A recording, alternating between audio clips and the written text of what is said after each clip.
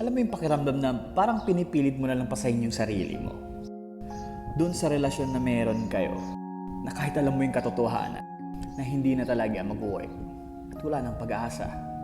Minsan ang sakit lang isipin, no? Yung tipong ibinigay mo yung lahat, yung effort, yung time mo, parang nag-invest ka. But it turned out, your investment turned to nothing. Ang hirap talaga magmahal sa taong akala mo, mahal ka rin talaga. Pero ang totoo, kailangan ka lang talaga niya. Pero ang katotohanan, hindi ka talaga niya mahal. Ang sakit kaya nun. Yung lahat-lahat na kinakaya mo para hindi masira or hindi magwakas yung relasyon na yun. Para hindi magwakas kung anong meron kayo, yung binuo nyo. Pero pagtingin mo sa ibang banda, sa kanya, parang wala lang sa kanya, di ba? Ang hirap maging matatag. Ipapakita mo na kinakaya mo, lahat kakayanin. Lalo na ramdam mo na sobrang sakit, sobrang bigat na talaga yung dinadala mo. Minsan mapapaisip ka na lang. Mapapatanong ka na lang talaga sa sarili mo. Bakit ba ang kulit ko? Bakit ba parang pino-force ko? Bakit ba palagi kong pinapaniwala yung sarili ko na mag-workout pa, na may pag-asa pa? Bakit ba ang kulit ko dun sa part na mahal na mahal kita? Pero minsan sinasabi ko talaga sa sarili ko na kino-convince ko din yung sarili ko na sige lang, mangulit ka lang self. Patuloy mo lang, ipagpatuloy mo lang yan. Kasi balang araw, marirealize ko din na mawawala din yung kakulitan ko.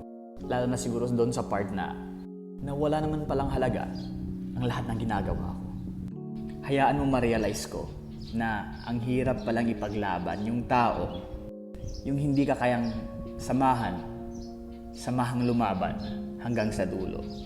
Yung tipong naghihintay ka pa rin, umaasa na balang araw, babalik yung dati nating pagmamahalan. Kahit alam mo sa sarili mo na imposible na mangyari.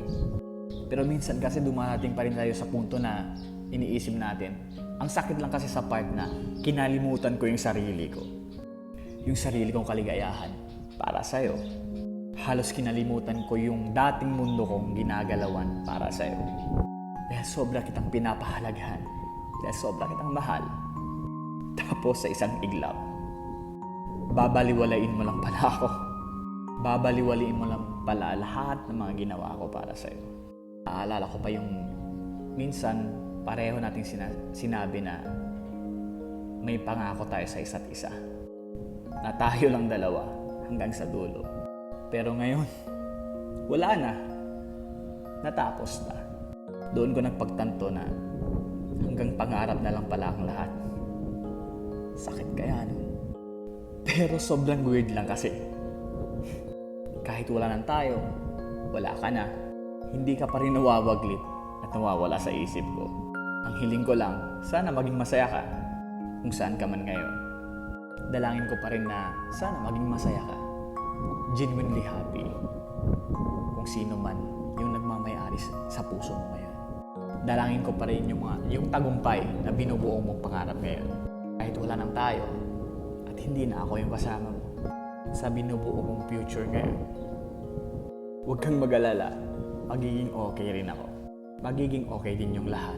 Basta ipangako mo sa akin na aalagaan mo yung sarili mo. Maging masaya ka.